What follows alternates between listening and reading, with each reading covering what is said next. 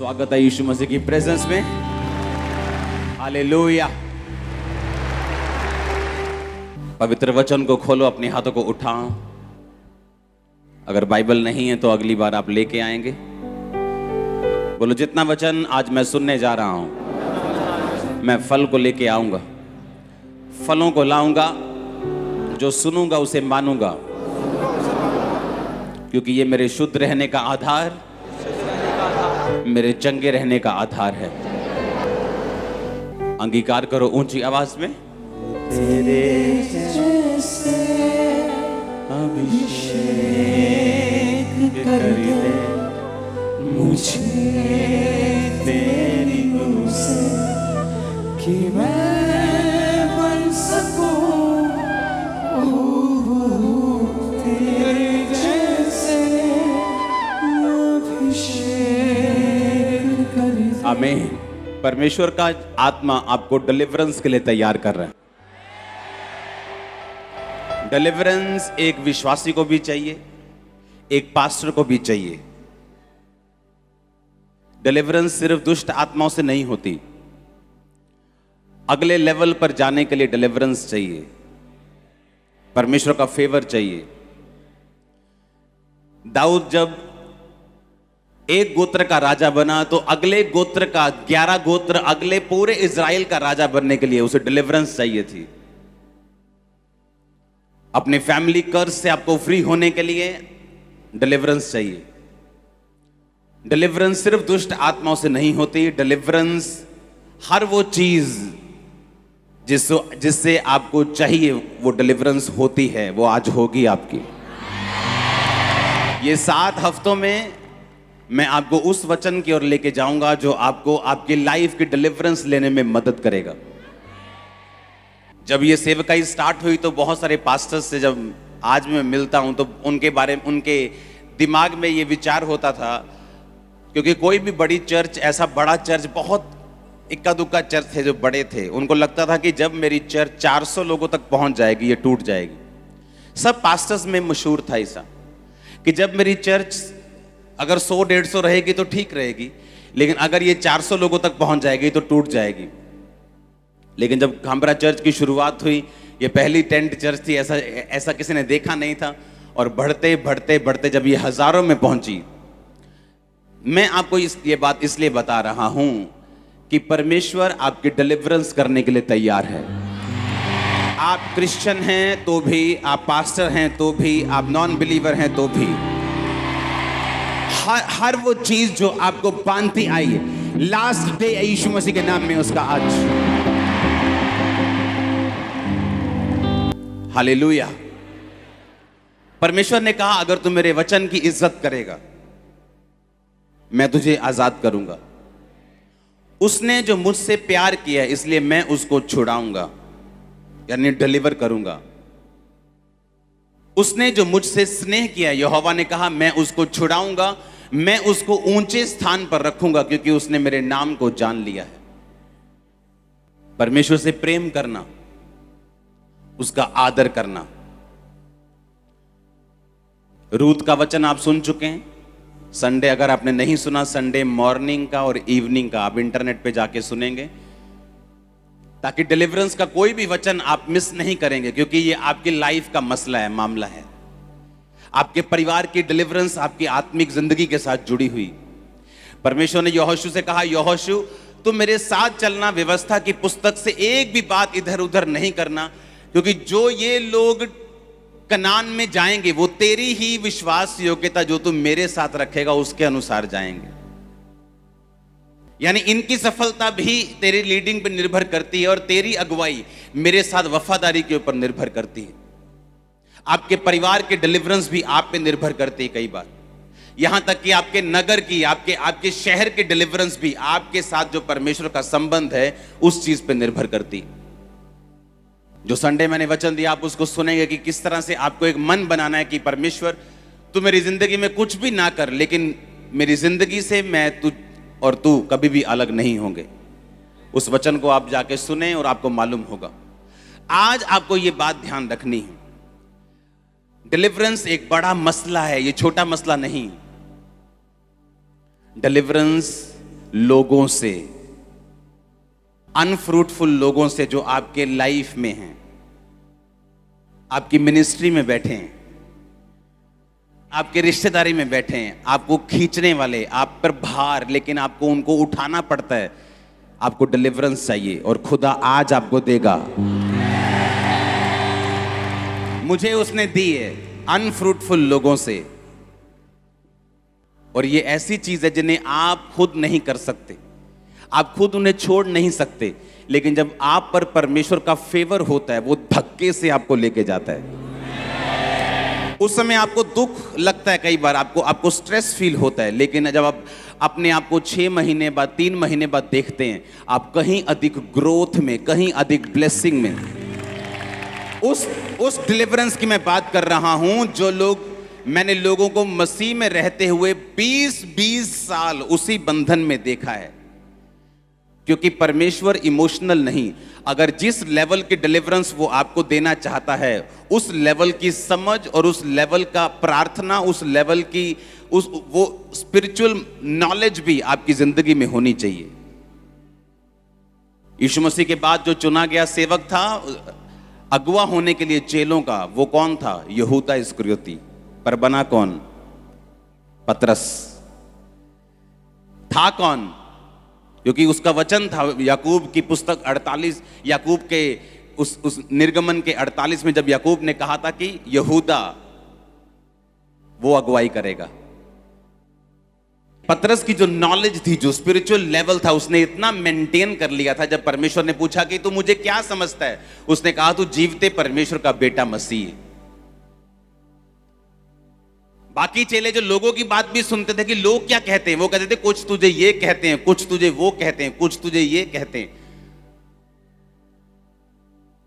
उसने कहा नहीं नहीं, तुम क्या समझते हो? पतरस कहता तू जीवते परमेश्वर का बेटा मसीह है। परमेश्वर ने कहा इस बात के कारण मैं कलीसिया किस पे बनाऊंगा? तुझ पे। अधोलोक के फाटक तुझ पे प्रबल नहीं होंगे। आमीन। इसका मतलब क्या? इसका मतलब पतरस की स्पिरिचुअल जो नॉलेज थी, जो लेवल था, इस टाइप का चला गया था कि उसने परमेश्वर से वो बातों को, वो डिलीवरेंस को ले लिया। कई बार आप वो डिलीवरेंस चाहते हैं लेकिन आपका वो लेवल नहीं। इसलिए परमेश्वर दाऊद को कितने साल उसने जंगल में रखा कि जब इसकी परीक्षा हो तो ये पास हो सके। यहूदा गोत्र का राजा बनाने के बाद भी 7.5 साल वो उसी का राजा रहा, इजराइल का राजा नहीं बन पाया, क्योंकि उस डिलीवरेंस के लिए उसे एक नए नॉलेज की, नई रेवलेशन की जरूरत थी। आमीन। वो डिलीवरेंस जो आपके फाइनेंस की है, आपकी फैमिली की है, आपके बच्चों की है, वो जो आपको एक नेक्स्ट लेवल पे ले जाती है, जिसके लिए आप सोचते हैं कि मैं वहां हूं, काश मैं वहां जाऊं, मेरी फैमिली में भी ऐसा हो, मेरे घर पे भी ऐसा हो, मेरा फाइनेंस का लेवल भी ऐसा हो। वही डिलीवरेंस के लिए मैं आपको इन 7 हफ्तों में तैयार करूंगा। आमीन। यूहन्ना 20 उसकी 24 से 28 आयत तक मैं पढ़ूंगा। परंतु 12 में से एक अर्थात थोमा, जो दिदुमुस कहलाता है, जब यीशु आया तो उनके साथ ना था। जब अन्य चेले उससे कहने लगे हमने प्रभु को देखा है, तब उसने उनसे कहा जब तक मैं उसके हाथों में कीलों के छेद ना देख लूं और कीलों के छेदों में अपनी उंगली ना डाल दूं, उसके पंजर में अपना हाथ ना डाल दूं, तब तक मैं विश्वास नहीं करूंगा। 8 दिन के बाद वो चेले फिर घर के भीतर थे और थोमा उनके साथ था और द्वार बंद थे। तब यीशु आया और उनके बीच में खड़े होकर कहा तुम्हें शांति मिले। तब उसने थोमा से कहा अपनी उंगली यहां लाकर मेरे हाथों को देख और अपना हाथ लाकर मेरे पंजर में डाल और अविश्वासी नहीं परंतु विश्वासी हो। ये सुन थोमा ने उत्तर दिया हे मेरे प्रभु, हे मेरे परमेश्वर। सब बोलो आमीन। यीशु ने कहा तूने मुझे देखा इसलिए विश्वास किया, धन्य वो हैं जिन्होंने बिना देखे विश्वास किया। अगली आयत पढ़ेंगे लूका 22 उसकी 54 से 61 आयत को। ये लूका का यूहन्ना पढ़ेंगे 24 से 29 और लूका 54 से 61 आप नोट करेंगे। लूका 22 से 24 से 61 आयत। ये उस टाइम का जिक्र है जब पतरस को परमेश्वर ने कहा था कि आज रात 3 बार तू मेरा क्या कर देगा? इनकार कर देगा। और बड़ी हैरानी की बात है, पतरस ने जब पहली बार इनकार किया, दूसरी बार इनकार किया, और जब तीसरी बार इनकार किया, 59 आयत अपनी स्क्रीन पे अगर है आपके पास तो सही निकालना। हाँ, फिर थोड़ी देर के बाद किसी ने पतरस को देखकर कहा, तू भी उन्हीं चेलों में से है। पतरस ने कहा, हे मनुष्य, मैं नहीं हूं। कोई घंटे भर बाद एक और मनुष्य दृढ़ता से कहने लगा, निश्चय ये उनके साथ था, क्योंकि ये गलीली है। पतरस ने कहा, हे मनुष्य, मैं नहीं जानता तू क्या कहता है। वह कह ही रहा था, तुरंत मुर्गे ने बांग दी। तब प्रभु ने घूम के पतरस की ओर देखा, और पतरस को प्रभु की वह बात याद आई जो उसने कही थी, आज मुर्गे के बांग देने से पहले तू 3 बार मेरा इनकार करेगा। परमेश्वर यहां है मान लो, और घेरा हुआ लोगों ने, महायाजक के सामने शोर मच रहा है, मार दो यीशु को, मार दो, इसने ऐसा किया, इसने ये परमेश्वर की तौहीन करता है, ये करता है। और सब हजारों लोग इस यीशु मसीह को पकड़े हुए हैं और शोर मच रहा है। और पतरस वो खड़ा है पीछे, कोई जाना खड़ा हो जाए पीछे से, वहां पतरस खड़ा है। सुनो मेरी बात ध्यान से, पतरस कहां खड़ा है? वो पीछे, और यीशु मसीह यहां है। और यीशु मसीह पे आरोप लग रहे हैं कि तूने ये किया, तूने वो किया, तूने ऐसा कर दिया। शोर मच रहा है। मतलब यहां भी अगर आप आपस में बात कर रहे हो तो इसको सुन नहीं सकता इस आदमी को। लेकिन बाइबल कहती जब पतरस ने तीसरी बार इनकार किया और यीशु मसीह को यहां बांधा हुआ इस तरह से, और ऐसे लोग खड़े हैं, लोगों हजारों लाखों लोग यीशु मसीह पे तोहमत लगा रहे हैं, यीशु मसीह चुप है और शोर मचा हुआ है। अगर वर्शिप चल रही हो और आप में से कोई बात कर रहा हो तो सुनता है क्या?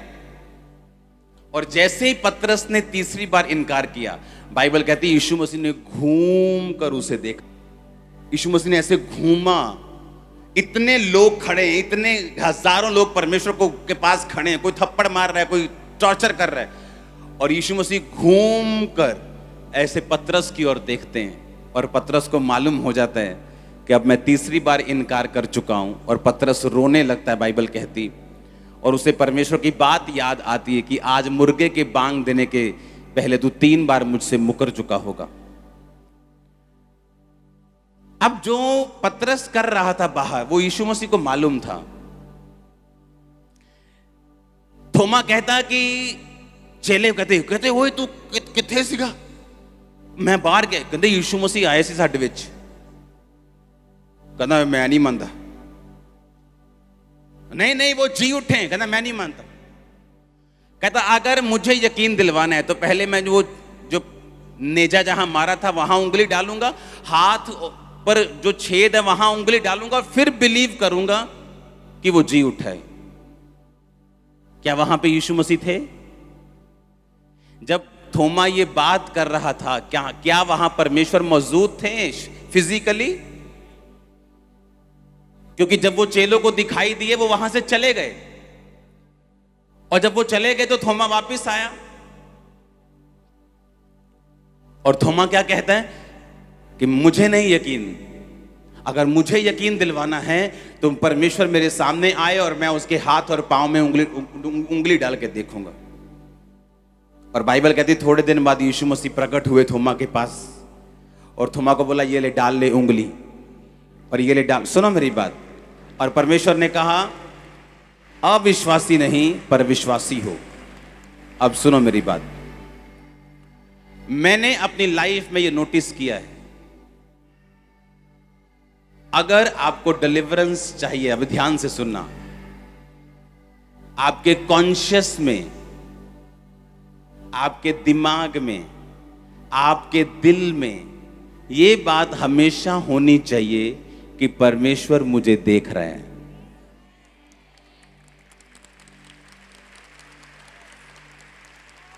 वो मुझे देख रहे हैं, वो मुझे सुन रहे हैं। एवरी टाइम आपके खाते, नहाते, देखते, सोते, पहनते, भागते, बेचते, बहन जी कुरकुरे ले लो, बेचते, कोल्ड ड्रिंक बेचते, मकान बनाते, मकान खाते, कुछ भी कर लो, हर टाइम आपके माइंड में ये कॉन्शियसनेस होनी चाहिए, परमेश्वर मुझे देख और सुन रहे हैं। अगर आपने ये नियम बना लिया, अगर आपने एहसास बना लिया, सिस्टम, अगर आपने यह सिस्टम बना लिया, मैं आपको बता रहा हूं, जितने लोगों ने बाइबल में डिलीवरेंस पाई है, बड़ी डिलीवरेंस की मैं बात कर रहा हूं, जैसे यूसुफ ने पाई जब वो जेल में था। और जेल में भी क्यों गया? उसने गलत काम करने से पोतीफर की पत्नी के साथ मना कर दिया, क्योंकि उसे यही दिमाग में था कि परमेश्वर मुझे देख। वहां कॉम्प्रोमाइज करता तो घर का हेड नौकर पहले से ही था, अब पैसा भी आता, उसकी वाइफ भी थी, आराम से वो अपनी जिंदगी बिता सकता था। लेकिन उसे मालूम था कि जिस स्थान को परमेश्वर ने मेरे लिए मसा किया है, मैं उस स्थान तक नहीं पहुंच सकता अगर मैं इस दुविधा में फंस जाऊंगा तो। आप मेरी बात समझ रहे कि नहीं? अगर उसे बड़ा छुटकारा चाहिए था तो उसे मालूम था कि परमेश्वर मुझे देख रहा है, और जो कुछ परमेश्वर से मैंने लेना है वह मैं उसे नहीं ले पाऊंगा अगर मैं परमेश्वर के वचन के खिलाफ चलूंगा तो। मैंने प्रैक्टिकली अपनी लाइफ में, लोगों की लाइफ में और दूसरे लोगों की लाइफ में, और बाइबल के जो कैरेक्टर हैं उनकी जिंदगी में देखा है, उन्हीं लोगों ने डिलीवरेंस पाई है, छुटकारा पाया है, जिन लोगों के दिमाग में यह था कि परमेश्वर मुझे देख रहा है और सुन रहा है। आप चोरी कर रहे हैं, वो आपको देख रहे हैं। आप व्यभिचार कर रहे हैं, वो आपको देख रहे हैं। वो वहां पे मौजूद नहीं था, उसने कहा नहीं नहीं, मैं नहीं मानता यीशु मसीह आए थे। मुझे तो तभी यकीन, मुर्दे जीवित करने के बाद, लंगड़े चलाने के बाद, इतना कुछ देखने के बाद भी वो अविश्वासी था। इमेजिन करो। और यीशु मसीह ने फिर उससे कहा, जब यीशु मसीह प्रकट हुए तो यीशु मसीह ने कहा, ये ले थोमा, मैं आ गया हूं, अब विश्वासी बन, अविश्वासी नहीं। परंतु धन्य वो जिन्होंने बिना देखे विश्वास किया। इसका मतलब जब थोमा ये बात कर रहा था, परमेश्वर वहां मौजूद थे कि नहीं थे? इसका मतलब जब पतरस 3 बार इनकार कर रहा था और उसे लगता था कि परमेश्वर तो बहुत दूर खड़े हैं, वो तो 500 फुट दूर है, इतने शोर में, और इतने शोर में जब उसने तीसरी बार इनकार किया, यीशु मसीह ने स्पेशल घूम के उसे ऐसे देखा पीछे, और उसे मालूम था कि वो सुन रहे हैं। उसे घूम कर स्पेशल देखा परमेश्वर ने, जहां चिल्लाहट सुनाई नहीं दे पा रही, जैसे मुर्गे ने कहीं बाहर बांग दी, तो यीशु मसीह ने घूम के पतरस की ओर देखा। जब हम अपने घर में हैं, अपने काम में हैं, अपने बिजनेस में हैं, जब हमें लगता है कि शारीरिक रूप में परमेश्वर वहां मौजूद नहीं, और ना वो महसूस किया जाने वाला है, क्योंकि परमेश्वर की हुजूरी कभी भी महसूस नहीं होती। पावर महसूस होती है, हुजूरी नहीं। जो आप चर्च में महसूस करते हैं वो पावर है परमेश्वर की। हुजूरी महसूस नहीं होती, हुजूरी आपके अंदर है। आप सुबह अपनी टांगों और पैरों को महसूस नहीं करते, हाथों को, कि पहले मैं महसूस करूं, फिर मैं उठूंगा और अपने टांग में बेड के नीचे लगाऊंगा। आपको मालूम है ये आपके साथ हैं, परमेश्वर आपके साथ है। वैसे ही महसूस करने की जरूरत नहीं। आमीन। आपको ये इज्जत करनी है कि परमेश्वर मुझे सुन रहा है और देख रहा है, और मुझे परमेश्वर का आदर करना है। आमीन। जब आप इस मेंटालिटी के साथ चलेंगे कि परमेश्वर मुझे देख रहा है, मुझे सुन रहे हैं, हर टाइम मेरे अविश्वास की बातों को भी वो सुन रहे हैं, मेरे विश्वास की बातों को भी वो सुन रहे हैं, मेरे शक की बातों को भी वो सुन रहे हैं, और जो मैं विश्वास की बात कर रहा हूं उसको भी वो सुन रहे हैं।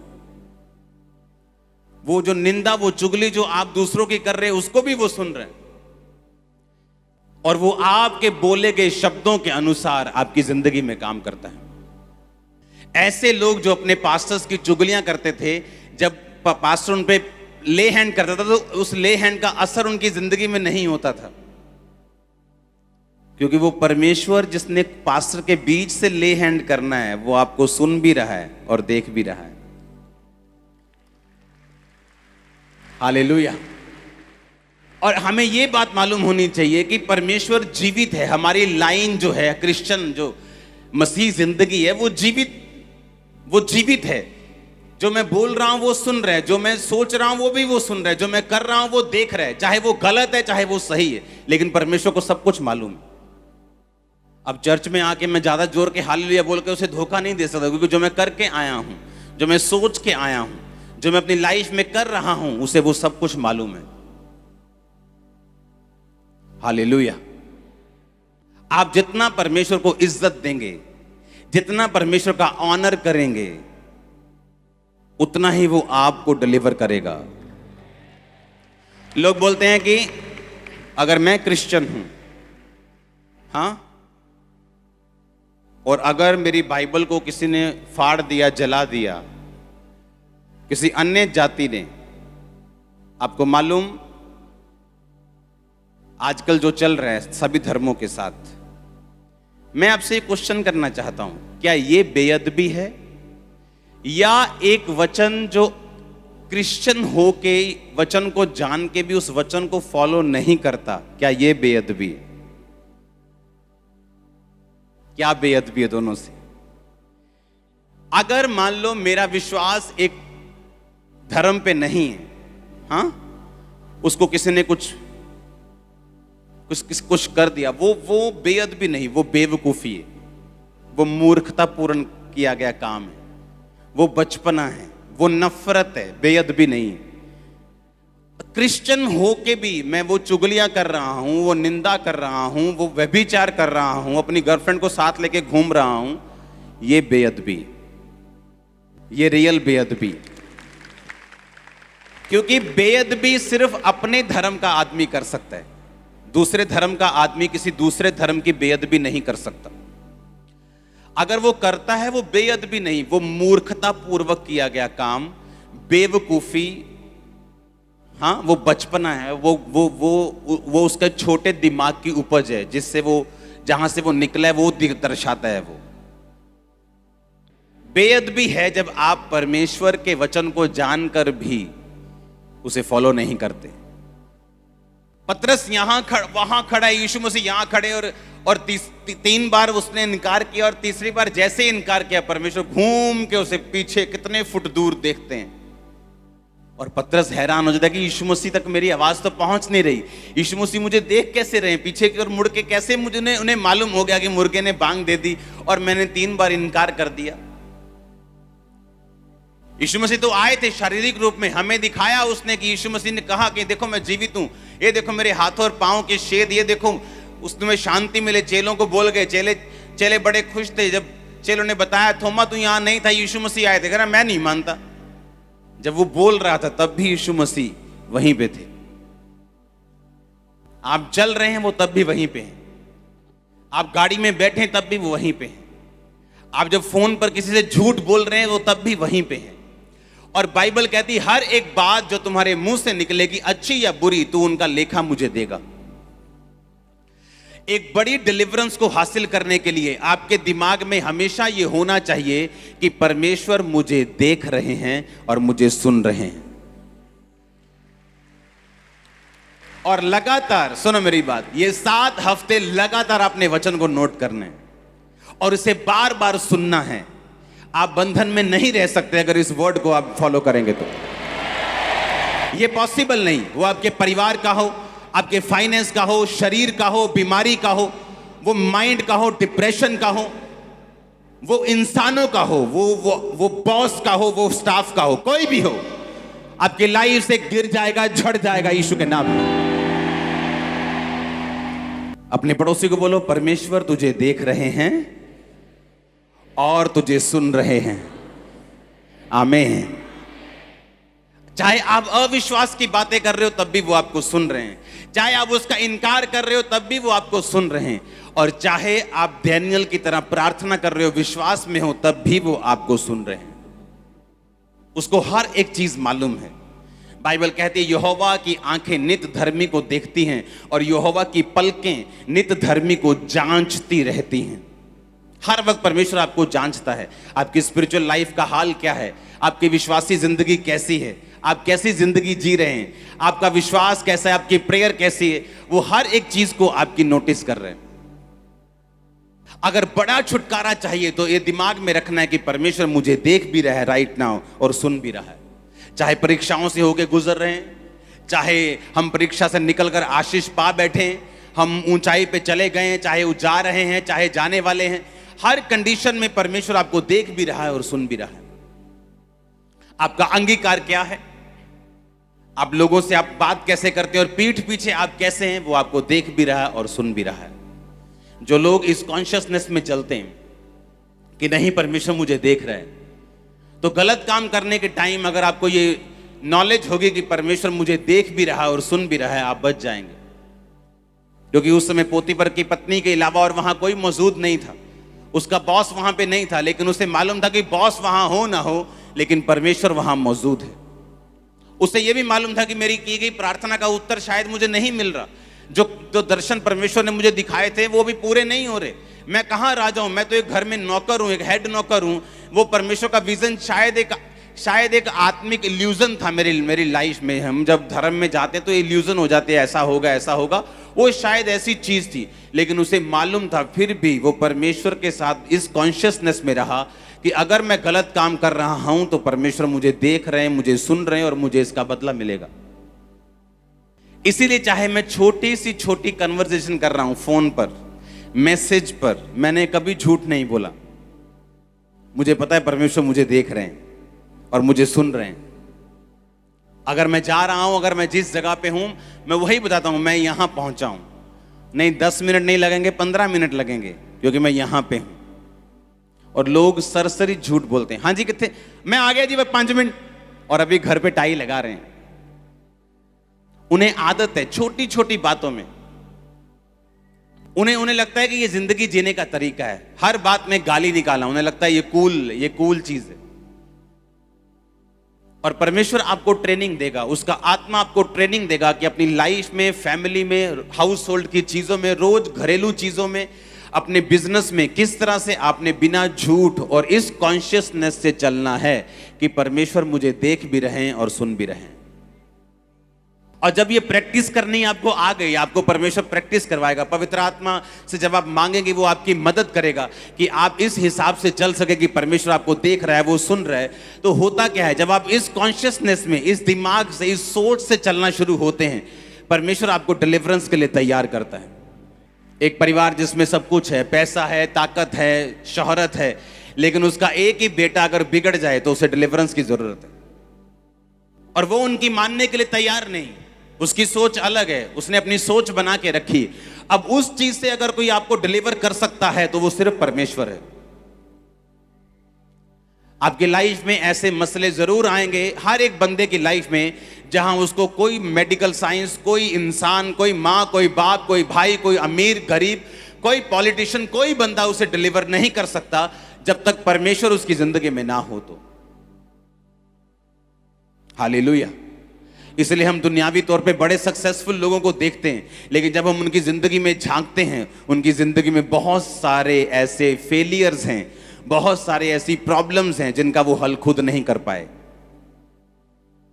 और बहुत सारे फेलियर्स जो उनकी लाइफ में हैं, उनके पर्सनल लाइफ में, उनकी फैमिली में हैं, वो कुछ नहीं कर पाए उस चीज के लिए। उन्हें लगता है कि ये लाइफ का हिस्सा है, ऐसा आजकल चलता है, दुनिया है, ये जिंदगी है, ये जिंदगी एक संघर्ष है, उन्हें ऐसा लगता है, पर ऐसा है नहीं। इसलिए परमेश्वर की हमको जरूरत है। जिनके पास पैसा है उनको भी, और जिनके पास नहीं है उनको भी, क्योंकि जिन चीजों से परमेश्वर आपको छुटकारा देगा, उन्हें उन चीजों से कोई दुनिया की ताकत आपको छुटकारा नहीं दे सकती। Hallelujah, hallelujah. उसने आपको चुना है बड़े काम करने के लिए, और वही आपको डिलीवर करना चाहता है। लेकिन उस डिलीवरेंस के लिए वो आपको तैयार करना चाहता है, कि जिस तैयारी से वो आपको तैयार करेगा ताकि आपकी जिंदगी में वो कार्य कर सके।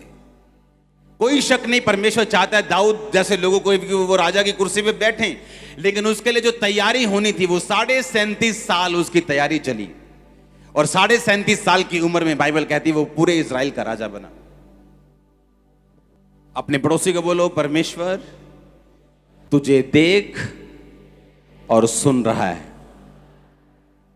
आंखों को बंद करके इमेजिन करो जो आपने आज बोला, जो आज आपने किया, जो आज आप सोच रहे थे, जो आज आप मांग रहे थे, हर एक चीज परमेश्वर के द्वारा वो नोटिस की गई और वो आपसे प्यार करता है, वो आपको छुड़ाना चाहता है।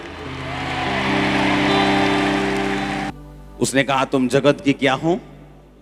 ज्योति हो।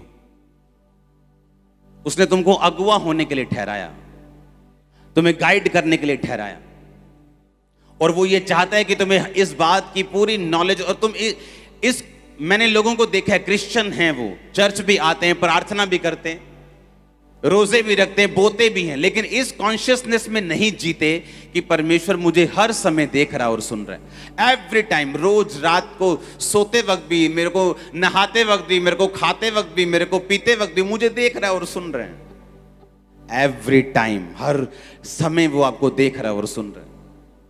आपके शब्द, आपकी चीजें, वो आपको देख रहा है और आपको सुन रहे हैं। उसी हिसाब से वो आपको तैयार करेगा, उसी हिसाब से वो आपको बदला देगा कि वो आपको हर टाइम उसने देखा भी और सुना भी। उसने कहा तुम, मेरी पलकें नित तुमको जांचती और मेरी आंखें नित तुमको देखती हैं। अगर आप अपनी स्पिरिचुअल लाइफ के बारे में सीरियस है तो परमेश्वर भी सीरियस है, क्योंकि उसने आपको छुटकारा देने के लिए और उसके बाद आपको लोगों को छुटकारा देने के लिए इस्तेमाल करना है। और ये परमेश्वर का मिशन है, मालूम है आपको? ये परमेश्वर का डिवाइन मिशन है, ये उसका मिशन है। क्यों वो आपको छुटकारा देना चाहते हैं? क्यों वो चाहता है कि आप इस कॉन्शियसनेस में जिएं? क्योंकि परमेश्वर का मकसद है आपको स्वर्ग में लेके जाना, रूहों को बचाना। एक लेबर को बचा सकता है, एक मिस्त्री से रोज मिलता है, एक जॉब करने वाला अपने स्टाफ से, बॉस से रोज मिलता है, एक बिजनेसमैन रोज अपने बिजनेस में जाता है। हाँ, एक डॉक्टर अगर क्रिश्चियन है तो रोज वो डॉक्टर से, नर्स से मिलते हैं। क्यों परमेश्वर ने उनको बचाया? ताकि वो अपने जैसे लोगों को बचा सकें। जब राजू श्रीवास्तव बीमार थे, मालूम है, कॉमेडियन, तो जॉनी लीवर से मेरी बात होती थी, तो एक दिन वो गए वहां पे हॉस्पिटल में और उस पे ले हैंड करके आए। जिस दिन ले हैंड हुआ उस दिन के बाद उसके जो प्रॉब्लम थी वो सॉल्व हो गई।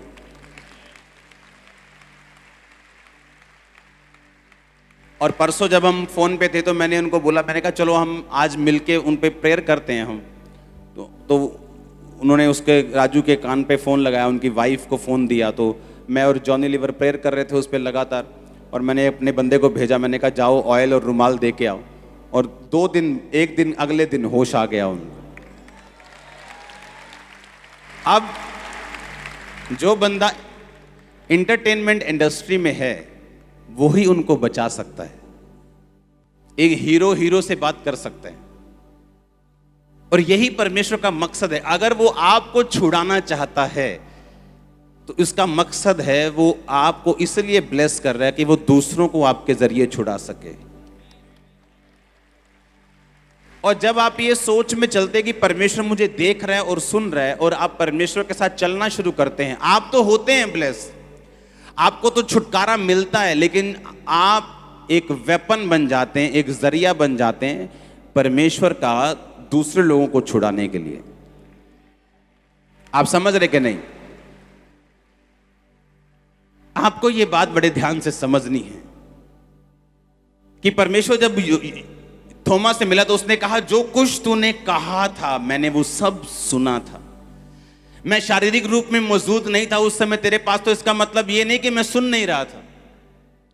हम चर्च में हैं तो परमेश्वर सुन रहे हैं, लेकिन जब हम अपनी रसोई में हैं वो तब भी आपको सुन रहे हैं। हम बर्तन मांज रहे तभी वो सुन रहे हैं। आप जब परमेश्वर में आगे बढ़ेंगी ना, आप बर्तन मांजते मांजते भी प्रेयर कर सकती हैं। पता है आपको क्या?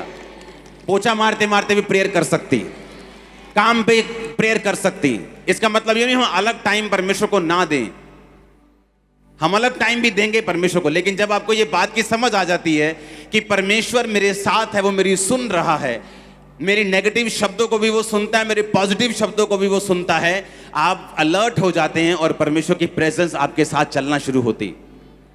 क्योंकि आपको हर टाइम लगता है कि परमेश्वर मेरे साथ है, वो मुझे सुन रहे हैं, तो धीरे धीरे फिर वही आदत पक जाती है और आपको जो लगता रहता है वो हो जाता है, वो हर टाइम आपके साथ चलता है। ऐसी लाइफ में आपकी घटनाएं होंगी, ऐसे परमेश्वर काम करेगा जो आपने सोचे भी नहीं। जब आप इस कॉन्शियसनेस से चलेंगे, वो ऐसे आपकी जिंदगी में काम करेगा, आपने सोचा तक नहीं होगा कि वो किस तरह से आपको किस तरह से डिलीवर कर रहा है, किस तरह से वो आपको अगले लेवल पे लेके जा रहा है, जो आपके साथ पॉसिबल नहीं था, जो आप नहीं कर सकते थे, आपके मित्र भी नहीं कर सकते थे आपके लिए, वो परमेश्वर ने किस तरह डिवाइन ईश्वरीय रीति के साथ आपकी जिंदगी में किया। इस सोच के साथ चलना कि परमेश्वर मुझे सुन रहा है, मुझे देख रहा है, हर टाइम एवरी टाइम।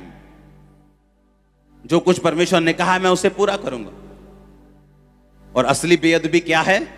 उसको जानकर भी उस काम को ना करना।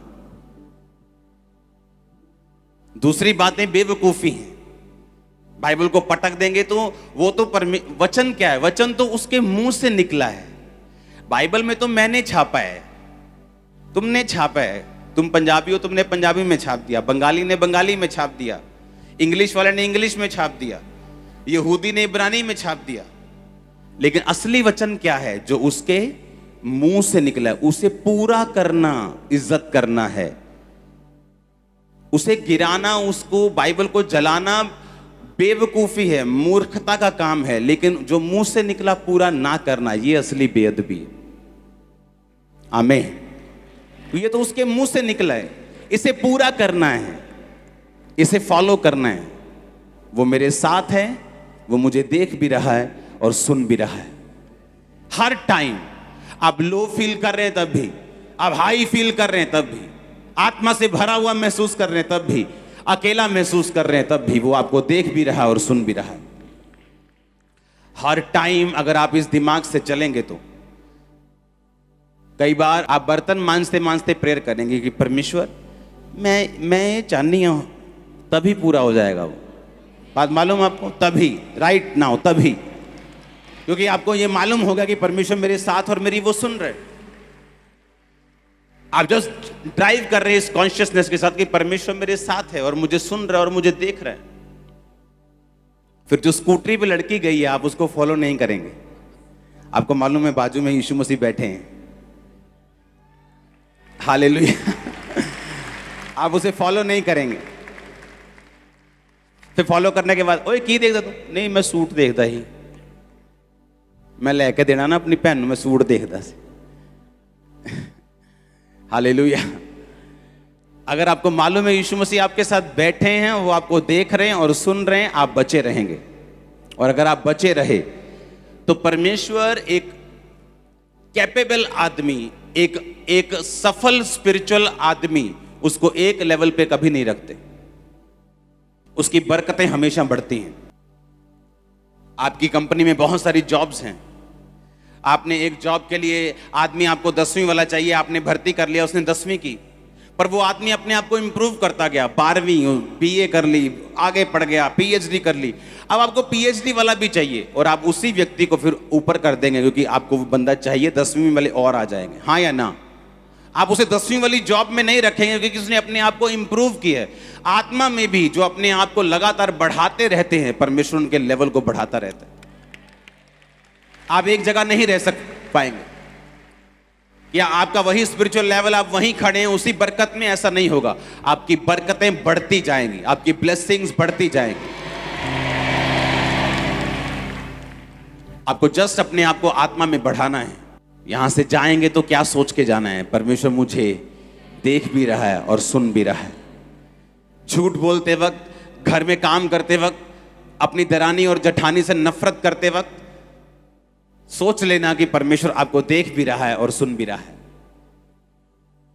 और उसने कहा, मैं तेरे देखे, तेरे सुनने, तेरे बोलने के अनुसार जो तू अपने मुंह से निकालेगा, चाहे वो बातें अच्छी हो चाहे बुरी, हर एक बात का तुझे लेखा दूंगा।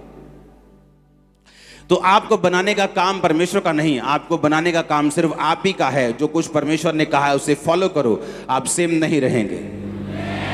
आप इस वचन के अनुसार चलेंगे कि परमेश्वर मुझे देख रहा है, वो मुझे सुन रहे हैं। हर टाइम आप इस कॉन्शियसनेस से, इस विवेक से, इस सोच से चलेंगे अपने पास कि परमेश्वर मुझे देख भी रहा है और सुन भी रहा है। हीलिंग आसान हो जाएगी, डिलीवरेंस आसान हो जाएगी।